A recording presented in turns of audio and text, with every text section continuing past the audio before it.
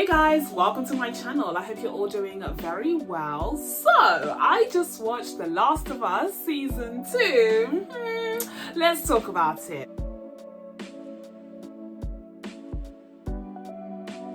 So The Last of Us Season 2 is of course a follow-up to the 2023 first season, which ended up being one of the greatest shows of the entire year and certainly one of the best video game adaptations that Hollywood has ever produced. But now that the second season has wrapped up, we've seen some reactions, we've seen people share their thoughts on how the second season played out, and I'm gonna chip in with my own. So if that sounds good to you, then stay tuned and be sure to subscribe if you haven't already. So when it comes to the story of season 2, here we have fast forwarded 5 years where we're reintroduced to Joel and Ellie, but they are living in Jackson, the town that's in the mountains and the snowy mountains, where they are relatively safe from the infected population. Of course, we saw in the first season that Joel managed to find his brother Tommy, and he is one of the leaders of this community, and they basically created a town that is self-sufficient. You know, they have their own food and other resources,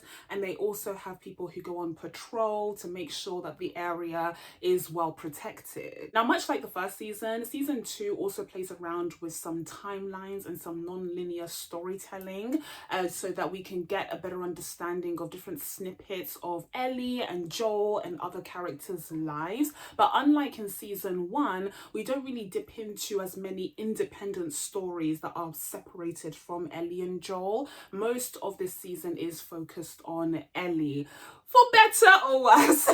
Yes, there has definitely been some controversy surrounding that direction and also its execution. I for one thought that it was a strange decision, considering some of the best episodes that we got in already impressive season 1 came from the somewhat independent stories that we got in several episodes. Like for instance, the episode with Nick Offerman, right? Like that episode was very standalone, but it was one of the best episodes of television literally ever made. And so the fact that they decided to divert from that path and kind of focus more on Ellie and Joel's relationship was again a controversial one. I think there were times where it definitely worked, and a great example of that was the episode that kind of dives into Ellie's birthdays. Brilliant, easily the best episode of season 2. But unfortunately, there were also times where the decision to keep the story closer and a bit more confined to Ellie's immediate surroundings was a detriment to this season. Now, season 2 was always bound to be controversial because it is based off of the second game, and that in itself had controversial twists and turns in the story, namely the fact that you have a huge character death right at the beginning, because yes, Joel ends up dying. Joel dying shook me to my core. Listen very carefully, okay? I have never played the video games. I didn't know anything about the video games, although I enjoyed the first season of The Last of Us so much that I started watching YouTube videos comparing frame by frame, you know, the references to the game. So that was an exciting time. I didn't do that for season 2 though, that must be noted. But I don't really know much about the video games outside of the little Easter egg videos that I watched on YouTube. And so I had no idea. I don't know how I escaped this information. I really don't, but I had no idea what was coming. I had no idea that Joel was destined to die. So I was devastated and shocked and surprised and confused when that happened. Like, oh, I literally was like, this cannot be actually. This cannot be. In episode 2, where he is on the ground and he has been beaten almost to death by Abby, in my mind, I was still like, no, there's no way. There's no way that Pedro Pascal can do this to me twice. Okay, there's no way that he would sign on to be in yet another HBO show where he dies horrifically on the ground. There's literally no way. There's literally, first Oberyn, now this. There's literally no way Pedro could do that to me. There's no, nah, I rebuke this. I literally rebuke this, but it happened. That's exactly what happened. Like, we saw the body. You know the HBO rule, if you see the body, then it means, if you don't see the body, then there's always a possibility. But we saw the body. We saw the body in 4K, so there's no question.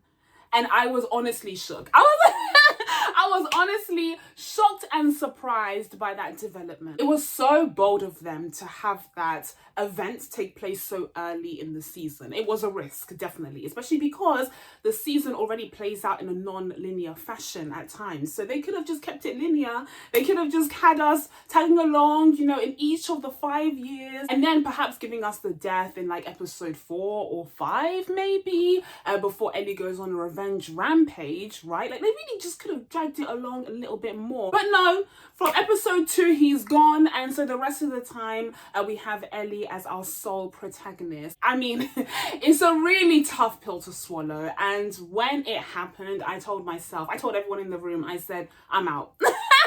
I'm literally out. Like, I genuinely cannot imagine watching this show without Joel, without Pedro Pascal. But even though I'm a huge fan of Ellie, and I think Bella Ramsey is note perfect in the role, I still struggled with the concept of following this story with just Ellie alone. Like, I just thought, I just figured it would be a really tough pill to swallow for me, so maybe I would tap out. But the thing is, the show is so compelling, it is so well made, the production is so top notch, and also it's been quite quiet these days in terms of entertainment, that I did end up coming back. Like, I did end up coming back for episode 3 and 4 and 5. So yeah, for all of season 2's faults, at least I can't say that I tapped out after episode 2. But as a result of that bombastic ending of the second episode, the vast majority of season 2 is largely focused on Ellie's wrath. And so here you have what turns out to be the end or the middle of a parallel story of revenge, where on one side you have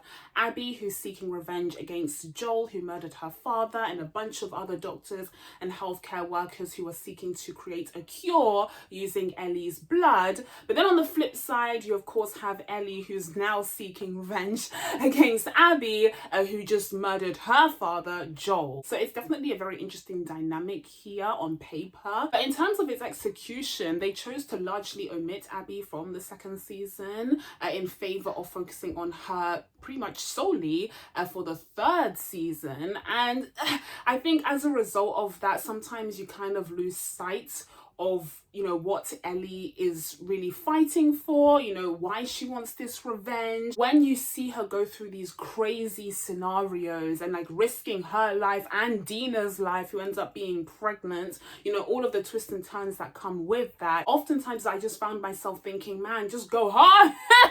Like, it's not worth it, sis, just go home at this point. And they did very cleverly interject that, I think it was the 5th episode, where you have the flashbacks with all of the birthdays and Joel and Ellie's relationship over the years, and that acts as a clever way of reminding the audience what's at stake here for Ellie and why she can't give up on this path to revenge. But I do feel like having a little bit more of Abby's storyline this season would have given us a little bit more of a balanced viewpoint, or at least a different viewpoint throughout the 7 episodes, because just being in Ellie's mind at times made for a tricky watch, especially when she was acting so irrationally. So when it comes to Ellie's controversial moments, it surrounds her choice to be completely taken over by hatred and revenge. That's what makes it tough to watch.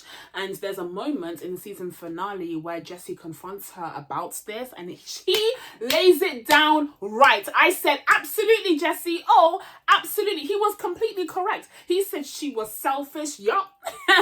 He said it wasn't worth risking all of the people and resources and everything in Jackson, which had already suffered a huge loss after that horrible attack from those monsters. She still wanted to go out there just mere months later and drag along a whole bunch of people with her to get revenge for something that has already been done. Like, when Jesse said that, I said, yep. And then he tried to get back at him, being like, oh, Jesse, if it was you, you would have done the same thing, blah, blah, blah, blah. But I'm just like, these are hypothetical situations. What you're saying is a hypothetical. What Jesse's saying is real life. What Jesse's saying is literally what you have done. Like, you have dragged this poor pregnant girl to come with you to get revenge by any means necessary. Meanwhile, you're in the middle of a war zone. Meanwhile, you're in the middle of a militia and a whole cult, a whole medieval cult that are fighting one another, gutting one another, cutting each other's bodies in half, peeling skin, burning skin, like the crazy things happening, and you want to drag yourself and Dina's unborn child through all of this for the sake of revenge that won't even bring back Joel. Listen, I love Pedro as much as the next person. Yes, I do. I love Pedro as much as the next person, but you wouldn't catch me in Seattle. You wouldn't catch me in Seattle, okay? So when I talk about Ellie's difficult moments, that's what I'm talking about. I'm talking about her being so enraged and so taken over by grief and revenge that she can't see the danger and the stupidity that she's putting herself and Dina through, and it's a very frustrating watch. And the fact that this season chose to solely focus on that pretty much it made it for a challenging season to get through. So ultimately, the main point here that I'm trying to make about season 2 is that it could have used a couple more episodes that dove into something separate.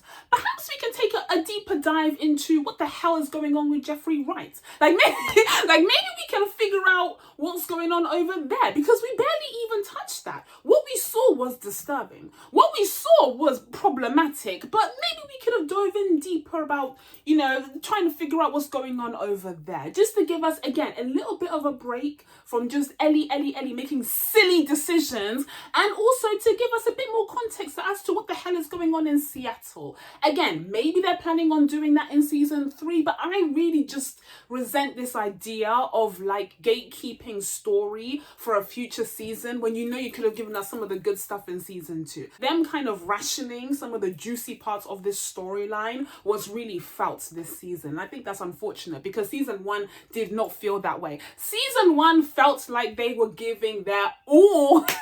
They said, listen, we only got one shot, mum spaghetti, let's make this work. And they gave us their all. And that's why season 1 was so spectacular. It took a look at this world from all different angles, all different perspectives, and all different timelines. They were able to cover so much more in season 1. I rewatched some of the episodes of season 1 and I was shook. I was like, oh yeah, there were so many characters, great characters, mind you, not just cute little cameos here and there. No, there were great characters that made appearances in season 1. There were so many different storylines, whether it was, establishing the source of the disease of the cordyceps, and also, the kind of breakout, that first episode being one of the greatest episodes of television ever, and also, of course, the future with Joel and seeing how his life made a turn for the worse after 20 years. There was so much ground that was covered. Season 2 really pales in comparison when it comes to the weight of the storytelling. Of course, a huge reason for why they have to ration out so much of this story is because at some point they made the decision that not only is 2 seasons not enough to tell the story of these 2 games, but 3 seasons also apparently isn't enough. Now they're gonna need 4 seasons. I don't even want to know what that means for season 3. Listen, if I was on Craig Mason's team, I would tell him, listen, I know you want to be greedy.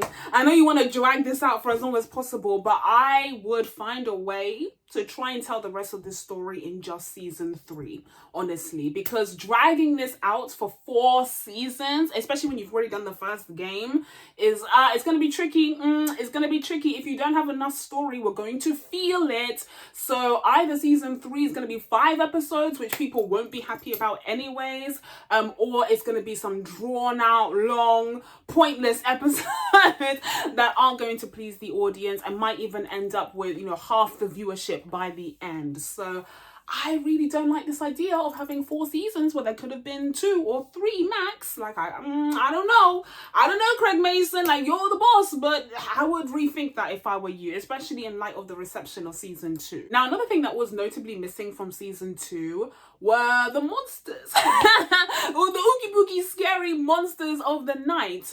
We did get some iconic action sequences in season 2, like the attack on Jackson, and we also got that hospital sequence where you had all the cordyceps on the wall and it was in the air. By the way, on that point, just very quickly, I always assumed that cordyceps was airborne.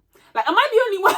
Am I the only one who always assumes that disease could be airborne? Like, my default assumption would be that it would be airborne, and you would have to prove to me that it isn't. And of course, when you have a whole floor covered in the stuff, like, yeah, maybe don't go around breathing with your mouth wide open, like.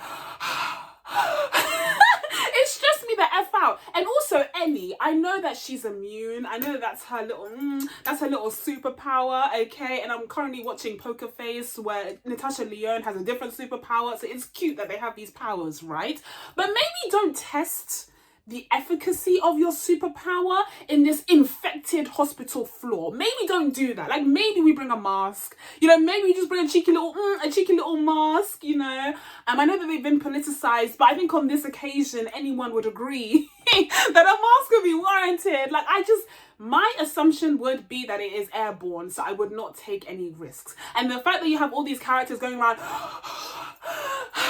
when they're surrounded by fungus, when they're surrounded by this disease. Yes, I know typically fungus isn't airborne, but like here, you can't assume anything. Anyways, going back to my point, there were a few highlights in terms of action sequences in season 2. Another one that comes to mind is that like underground train sequence.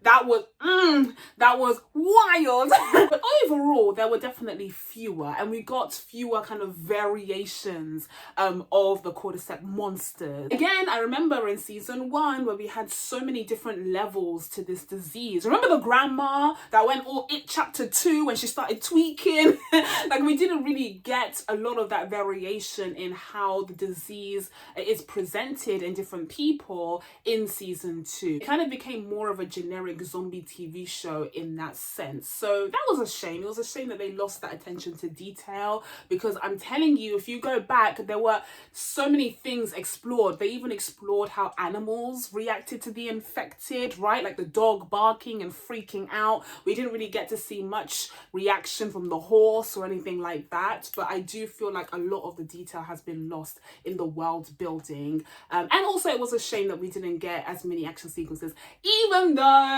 it does freak me out. Even though I do get scared and I watch like this, but like I have a fun time watching them, so there should be more in there. It definitely helps keep up with the momentum of the show, and I think that was lacking this time around. And finally, I just wanted to put in my 2 cents on the big debate that many of us have been having about whether or not Ellie would have brought about a cure for the cordyceps. Oh, could she have done it? Did Joel really stop these doctors from finding a cure? Well, I'm not an expert on diseases or vaccines or cures. In my opinion, from what I know from doing A-level biology, is I don't think that Ellie's blood would have been enough to find a cure. I mean, let's just think about this logically, okay? I know that Neil Druckmann or someone on the show said that a cure would have been made, but there's no guarantee of that. That's not how science works. They would need a huge sample of people who are also, immune to the disease to be able to compare them. They would also need like various normal people as test subjects, right? They would need to strike out a whole bunch of variables to determine the exact gene responsible for that immunity. Like, it would be a whole process. It would be a whole process, probably generations long. Like, one doctor would not be able to do this on their own. So ultimately, the idea that Ellie would have definitely been able to provide a cure with her blood to this one doctor or this one team of medical professionals is pretty far-fetched, because in reality that's not quite how it would work. It would take forever, it would cost everything, it would require a whole bunch of resources and a whole bunch of people, both people who aren't immune and also others who are immune, to determine the exact gene or mutation that's responsible for this immunity. Like, there would be so much more involved than what these creators or the games suggest. So I personally feel like, even though what Joel did was definitely horrendous, okay, he went on a murdering spree and that was wild, but he can kind of hold his head high because he saved his daughter from what would likely have been a futile endeavor. But listen guys, even though I did have a few issues with the second season of The Last of Us, I don't think it was quite as strong as the first season, and I am a little bit nervous for season 3, especially if they're going to be rationing the story to stretch it out for a 4th season. But nonetheless, even after the bombastic, heartbreaking ending of episode 2, I did still keep coming back, didn't I? And I was also still invested in Ellie's story. I think she makes for an incredibly compelling character. She's a very complex character that makes mistakes and has questionable choices. But this is it. This is what it means to have complex characters on screen. You're not always going to like what they get up to, and that is the point, because they are well-rounded, three-dimensional characters as opposed to just caricatures. And it certainly helps that once again, Bella Ramsey is so incredibly perfect in this role. I don't care what the haters say. They can yap away. To me, this is Ellie. And I think the show overall is very well cast. I mean, of course, Pedro Pascal delivers some of his best work in the few episodes that he does have, particularly, of course, in episode 2 and episode 5, was it? Or 6? That was the flashback episode. He just did some incredible work. But the cast overall is phenomenal, including Caitlin Dever, who joined as Abby. Now, I have seen some footage of Abby from the game, and I do agree, this is one of the few things that I agree with the gamers on, that she is kind of miscast from a physicality standpoint, because Abby's build like Abby is dense in the games. And I do feel like someone like Katie M. O'Brien, who I recently saw in the Mission Impossible movie, would have been better cast as Abby, just physically speaking. Caitlin Dever is a phenomenal actress, but physically she doesn't quite match the Abby look. But we'll see how that kind of plays a role in her side of the story for season 3. So far, she definitely sold the heartbreak and the anger and the revenge that this character has, and also the efficiency, because the way that she was able to kill Jesse with not a single hesitation, yeah, that was impressive. And of course, as this is a HBO show, we have some brilliant production here as well. I mean, I've always said that HBO has that special crack, like HBO has the goods, okay? They're able to make a great show almost every single time. So they definitely deliver on the production standpoint. This show feels very elevated. It feels like something special. And so the only thing that really lets it down here is the writing, which is kind of a big deal. I'm going to be giving The Last of Us season 2 a 7.5 out of 10. So that's it from me, guys. Now that I told you guys my thoughts on The Last of Us season 2, it's time for you guys to let me know what you thought of this season down in the comments below. Please be sure to subscribe to catch new videos coming up. Thank you guys so much for watching. I really appreciate it, and I'll see you in the next one. Bye.